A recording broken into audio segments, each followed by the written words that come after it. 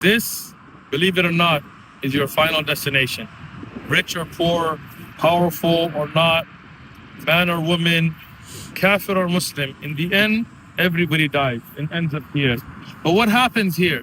The Prophet ﷺ told us that either the grave is a garden from the beautiful gardens of Jannah, or a pit of fire from the fire of hellfire. Where are you going to end up? How would you end up? This is going to be the place that's going to be built by your actions.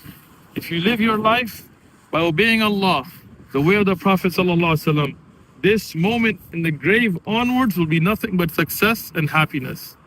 But if you live your life disobeying Allah, fulfilling your desires, that addiction that you cannot give up, if it ends you up in here as a pit from the pits of hellfire, it'll be nothing but destruction past that. Think about it.